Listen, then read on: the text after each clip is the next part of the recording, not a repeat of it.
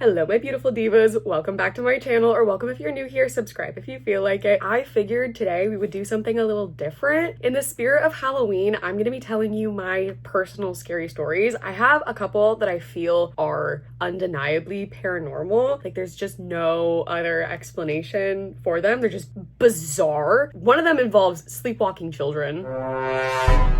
Awful, disgusting. But I also have a couple of real people terrifying stories. I almost got trafficked when I was in Barcelona a couple years ago. Sometimes I feel like the real people stories are a little bit scarier than the paranormal ones. That could just be me, but I figured in the spirit of Halloween, let's light this candle, put on some makeup, and just get spooky. I love that sound. Okay, I am already prepped and primed. I'm just gonna jump right in with my base. This story starts when I moved back to the States. I was in the first grade and we moved to Fort Leavenworth, Kansas. For those of you who do not know, Kansas is a pretty haunted state. There's just been a lot of like fuck shit that's gone down in Kansas. There was literally a historical event that they named Bleeding Kansas. Fort Leavenworth is an army base. I'm a military brat. The story could end right there. Being a military brat is scary enough. Fort Leavenworth is the oldest base west of the Appalachians, I think. I know it's like the oldest military base in some capacity. What I'm trying to say is the place was haunted. The apartments where we lived were refurbished barracks where soldiers used to live.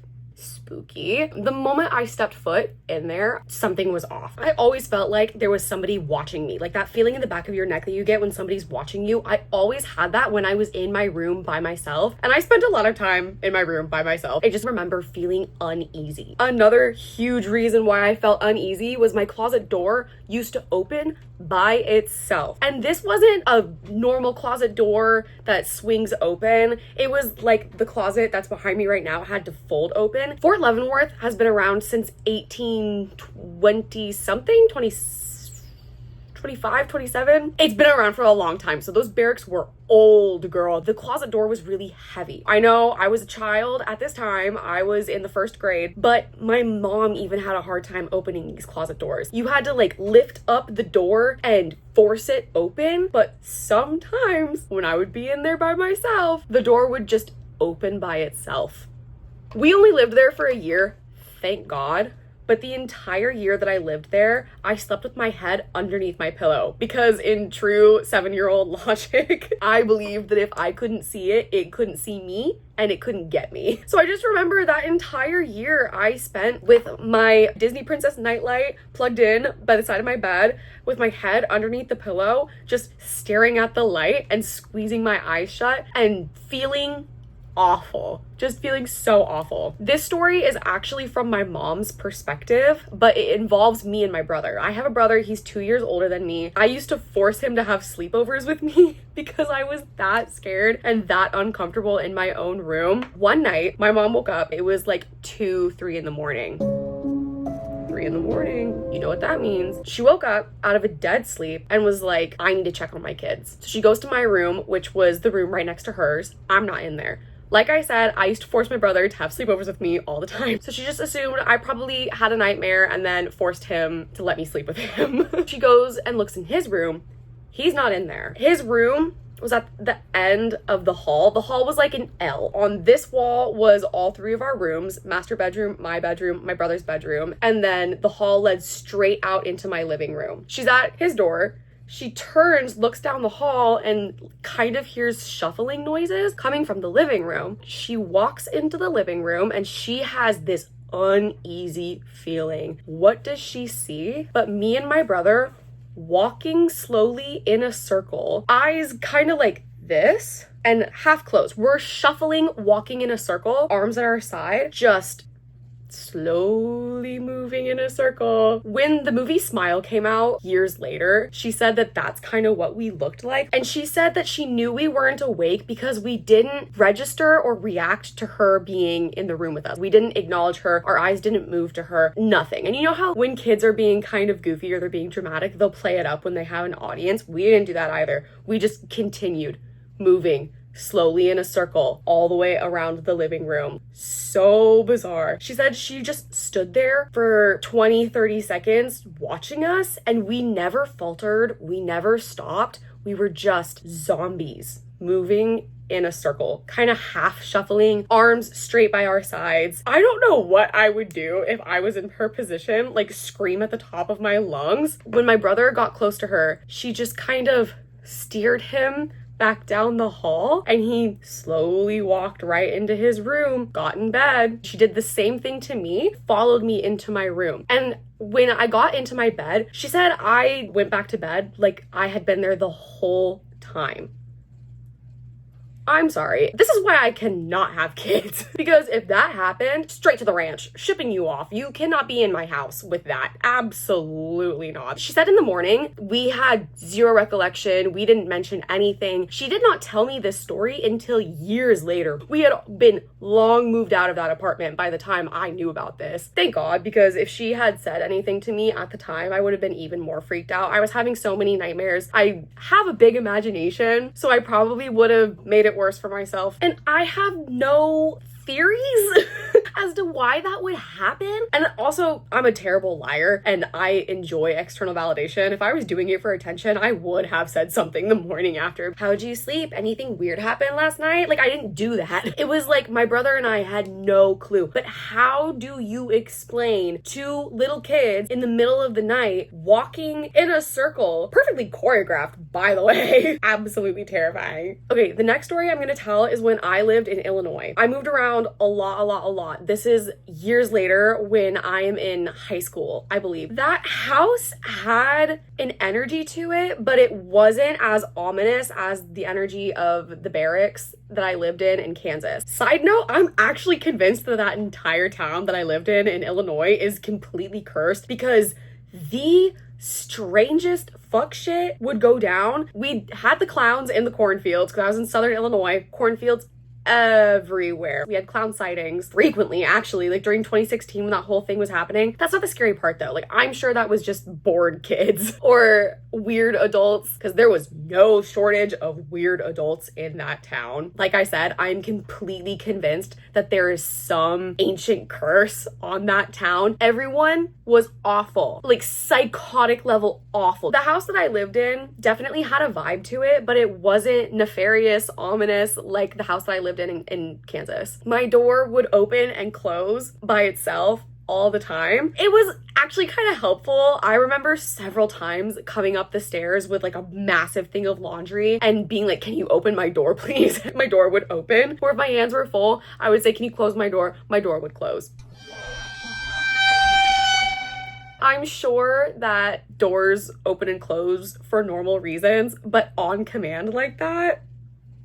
I have only messed with a Ouija board one time in my entire life. I'm not going to talk about that story because it is so sad. It's not something that I like to think about, or it's not a story that I tell very often, but I did try a Ouija board in 8th grade when I lived in Illinois. So I don't know if some kind of energy followed me after using that Ouija board, but this story takes place about a year after that. I'm actually unsure of the timeline. I just know based on the position where my bed was, because if you've seen any of my other videos, you know I like to move around my room a lot. That has always been the case. And I remember the position that I had my bed in at this time was where I had it in between 8th grade and my freshman year. So I had my bed in the corner of my room, pressed up against the wall, where there was a window for 8th grade and the first semester of my freshman year. This is important, I swear. Where my bed stopped was where my windowsill started. So it was flush up against the wall and the window was right there. At the time, I had my little orange cat, and he liked to sleep in the window so that he could see what was happening outside. So I always slept with my curtains open. One night, I was lying on my back, waiting to fall asleep. I think I had just gotten into bed. I was somewhat close to the window, so if I turned onto my side from my back, I would be looking out of the window. While I was laying there on my back, all of a sudden, my curtains start to close very steadily. I remember the way that the curtain rings sounded on the rod. I remember watching the curtain at first being like, there's no way this is happening right now, right? But it was. My curtains were closing on their own. And I didn't feel felt threatened. I wasn't scared. I just remember being like, what the hell, man? I want my curtains open so that my cat will sleep with me. So I said, can you please stop? They stopped. Okay, that was strange. And I turned onto my side so I could face the window. What did I see when I turned onto my side? There was a person standing in the front yard. Not necessarily directly in the front yard, but halfway on the sidewalk in my front yard, staring at my window. I don't know if it was a guardian angel trying to close my curtains to prevent this person from seeing me. I don't know. Or if it was trying to get my attention so that I would know that there was a person there. The reason why I was telling you the timeline was because I had a boyfriend in middle school. When we broke up, his mom stalked me for 2 years. He and I broke up February of my 8th grade year. She stalked me up until I was a sophomore in high school. I think she stopped stalking me at the end of my freshman year. So that's why I was talking about the timeline, because I always wondered if it was her. I don't know for sure if it was her. She did used to circle my house a lot. She did a lot of things. That story is its own separate thing. But I always wondered, was whatever was closing my curtain trying to prevent her from seeing me? Being the dumbass that I was at the time, I did not close my curtain for the rest of the night, but I did put a pillow up against the window so that I couldn't see out and nothing could see me. I don't know that anything could see me because all the lights were turned off, but I don't know. Like I said, there was no shortage of weirdos in that town. So I would not be surprised if it had been her, but I also wouldn't be surprised if it was somebody else or if it was another entity. I have no idea. I never inquired about it. Even though I've had paranormal things happen to me, I do not go looking for that stuff. I am not open to receiving any kind of interaction. I have seen shadow things, like shadows move around the corner, to the point where they have been so realistic that I, in my brain, thought that it was one of my other cats. Since my last cat, Leo, has passed, I have since adopted 2 more cats. Sometimes when I see those shadows, I'm fully convinced that when I turn, I'm gonna see either Lucky or Trixie, and nothing's there. I swear to God, I have seen my cat, the one that I was talking about earlier, but I swear to God, I have seen him since he has passed. So those kinds of things happen, but I have not had, thank God, a significant paranormal experience since my time in Illinois. I am not open to it. I am not open to it at all. Those are pretty much the only 2 significant paranormal stories that I'm going to be sharing. And even though I want to be in the spooky mood for Halloween, I don't want to bring the mood down that much, even though my next story is talking about human trafficking. So I guess we'll just start talking about that now. After I graduated college, I used my graduation gift to go to Sweden with my boyfriend. His family is Swedish, so I was there. And then he was a year younger than me. He was going to be spending his fall semester of his senior year in Sevilla, Spain. So we did a little Sweden to Barcelona and then to Sevilla. While we were in Barcelona, we went to a gardening bar. I don't indulge in gardening anymore, but at the time I was what my friends call a one-hit wonder. Just one little and I was gone. So we leave. I ordered us an Uber because at the time I didn't know about the Spain specific or Euro specific car ride services. So I got an Uber. Of course, because of where I was at in my mind, I accidentally took us to the wrong hotel. We were at a hotel that had a chain. It was the right name, but it was the wrong location. It was the wrong address. So when we got there, we were like, well, shit, we gotta order a new Uber. So we were there for a while, unfortunately, because Ubers in Barcelona are just not popular. And I was uneducated at the time. I didn't know. Not important. We were hanging out for a while is what I'm trying to get into. So I was starting to sober up. We finally get another Uber. Something happened where it was not going to take us to the right hotel. The address that got put in was wrong. And I was like, no, that's not where we need to go. We need to go here. I speak Spanish. My boyfriend, he did not speak Spanish. So I was the only one communicating to this man. And I was like, no, we need to go here. We need to go to this location. And he was like, well, in my Uber app, it's stuck at this location. You can either cancel and rebook with another Uber, or I can take you on taxi fare. Uber has a GPS, so the app knows where you are. Taxi fare, if we canceled it and then did taxi fare with him, there would be no receipt, no way of knowing who we were, where we were going, who we were going with. Whereas everything is logged in the Uber app, the taxi fare, there's nothing. I am so exhausted at this point. I'm not thinking anything of it. I'm frustrated. I'm starting to sober up, so I'm getting like a headache and I'm hungry. It's late at night. I want to go to bed. So I'm like, yeah, that's fine. That's completely fine. We'll just do taxi fare. The car that we were in is a minivan, but instead of having the front row, the middle row, and the back row had been taken out. It was a huge trunk, and there was a little, how do you say, like trap door in the back? Like another storage space that had a door in the back. Missing back row, but you could see how massive the trunk was, and there was a huge storage space. As we're driving, it's taking longer than it should have. So I looked up on GPS where we were, because you can see on your location map like where you're going, and I knew where the hotel was, and it wasn't that far away from the hotel I accidentally took us to. So I was watching where we were going. While I'm watching, I start hearing snaps coming from the back, from the trunk, from that little trapdoor storage trunk thing. And they're irregular snaps. And it is that noise. It's not mechanical by any means. It is clear as day snap. And I can tell that my boyfriend at the time could hear it. He starts getting a little agitated, and I get this plummeting feeling. I swear to God, my heart dropped out of my ass. It was so strange. I know I don't know much about cars, but I know they don't make sounds like that. And it wasn't like there wasn't a pattern. It wasn't consistent. It was completely irregular. So bizarre. I have a very strong intuition. Every time I haven't listened to my intuition, the thing that it was trying to tell me happens, and it's bad. But when I do listen to my intuition, I am always so grateful. So I call my mom. I start telling her things like, I can't wait to see you in a couple of days. I'm so excited to see you in 2 days. I start asking her about the weather. I start asking her questions that I felt would indicate to the driver that somebody is waiting for me. They're expecting me soon. And if I do not show up, I will be missed. So I start doing that, and I'm on the phone with her for the rest of the ride. And I remember I checked, and it was a 12-ish minute conversation with her. We were only like 5 minutes away from the hotel. Granted, with the taxi fare, he could have just been trying to drive up the price, but the snapping was so,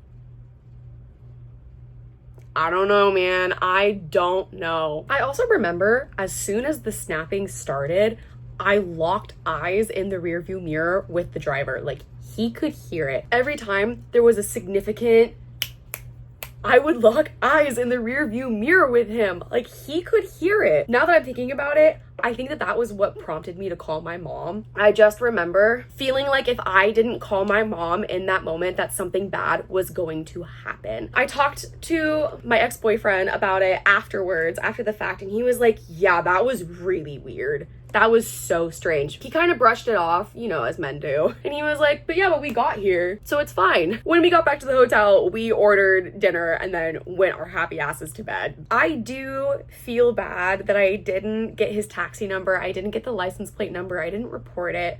I have regrets about that in case that it was somebody in the trunk trying to warn us or trying to get our attention. I think in the moment I was just so concerned with surviving, because even though at that point I had sobered up, my boyfriend hadn't, and we probably reeked. Honest to God. Like, it was not a secret that we had been indulging. I'm sure to him, being obviously American, being very young, I was 22 at the time, I'm sure that we looked vulnerable. I'm sure that if that is what was happening, that we were probably the perfect victims, the perfect target. So in my head, I was just concerned with getting us to the right hotel, especially watching him on the map circle blocks and everything. That was so, I just had such a bad feeling about it while it was happening. I don't know. When I got home and I told my mom what happened, she was like, yeah, we lived in Germany when I was young for a long time, and we lived there at the same time as one of her best friends. The military wives, while their husbands were deployed, obviously they were by themselves for 6 months, a year, 3 years at a time, they would go traveling, and they would be solo female travelers, and the base would hold these info sessions on different countries or places that people would travel to. They would hold info courses so you could act proper or just be aware of the culture, be aware of certain things, learn a little bit about the countries before you go. She told my mom that in one of those info courses, they were like, be aware of the big cities, particularly Barcelona. At the time, human trafficking was a really big issue. They were like, if you are a female solo traveler, be very diligent, be very careful. I did look up current trafficking rates in Barcelona, which is something that I should have done before I even went there. Duh. My excuse is that my frontal lobe was nowhere to be found at the time. But I looked it up, and because of tourism, there is a lot of human trafficking there. Obviously, we were tourists. If you are a solo female traveler, if you are young, if you are going to any major city abroad, be diligent, be careful, be aware. All these things that I should have done that I didn't, and I almost suffered the consequences. Do that.